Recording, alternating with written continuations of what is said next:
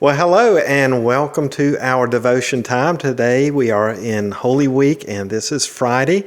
And I wanted us to look at Matthew chapter 27. I'm going to read starting at verse 1 and go down, I think, somewhere around 5 or 6 here. Early in the morning, all the chief priests and the elders of the people made their plans how to have Jesus executed. So they bound him and led him away and handed him over to Pilate, the governor. And when Judas, who had betrayed him, saw that Jesus was condemned, he was seized with remorse and returned the 30 pieces of silver to the chief priest and the elders. "I have sinned," he said, "for I have betrayed innocent blood."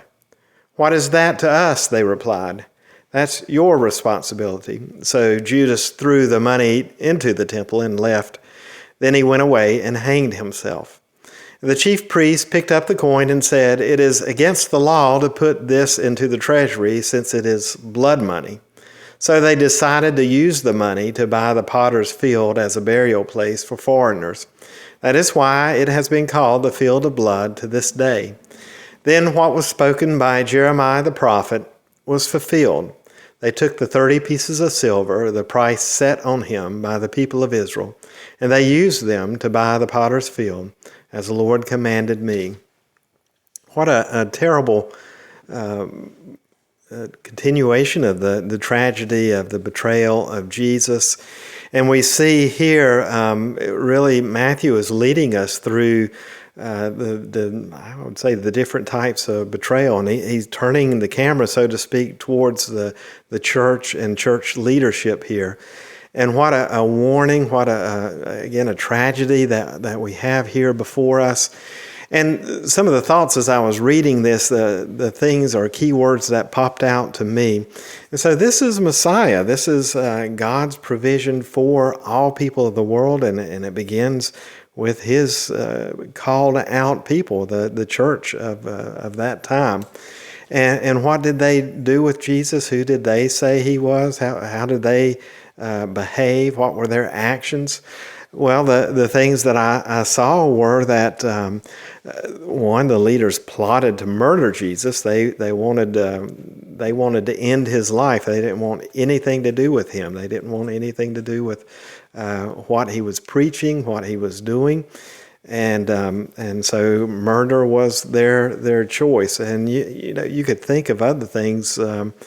You would think, but this was as dramatic as it could get to plot murder, and so that's what they did. And then Matthew says they bound Jesus, and instead of freeing Jesus, instead of letting Jesus lead and guide, teach, they bound him. They shut him up. And Matthew says not only that, then they in a sense, as he entered into the territory of God's people, as he entered into the temple, what did they do? They bound him up.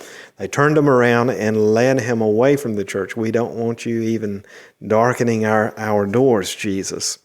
And so they bound him, led him away, and then insult upon insults, they handed him over to Pilate.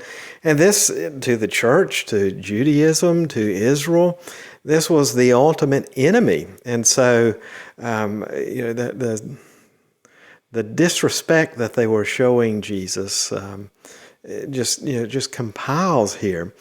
So they reject him from the church. They lead him away bound, and then turn him over to what they thought was Satan at the time, this enemy, this Roman Empire, to get rid of him. And then Judas, we get a sense, all right, Matthew turns the focus on the Judas who betrayed Jesus, and here Judas comes to himself and says, this wasn't, whatever it is, this wasn't what I planned, this wasn't what the expectations that I had. He came to himself in a sense where at least he says, I've betrayed an innocent man, this is not right. And he wants to give the money back. But they're not interested in justice. They're not interested in a fair trial for Jesus. They're interested in just eliminating him, getting him out of their world, out of the sight of the rest of the world, so that they could continue on and their lifestyle, their leadership, their control. And we see that played out here in Matthew. Judas goes off in remorse, hangs himself. They have no compassion for someone in a state of misery, depression, of sin. And what they do, they end up arguing over the money instead of a person. And we just see the focus of church leadership. And it's a sad, sad story, and one that causes me to pause, and I hope you to pause today, to think about, where are some ways that I have bound Jesus in my life? Where have I led him away from me? Where have I handed him over so that I won't have to touch him or deal with the things that he tells me? Today's the day to repent and say, God, I have pushed you out of my life at times, and this day have mercy on me and come into my life. Well, I'll stop with that story there of Matthew 27 and let you ponder that, and look forward to gathering together as we celebrate sunrise service at 7 a.m. outside our church, and then at 9 a.m. for our worship service. And don't forget, in between that time of 7 a.m. and 9 a.m., we'll gather in the Family Life Center, and there'll be some snacks there and time for us to visit safely, obviously. Well, you take care. Blessings. Bye now.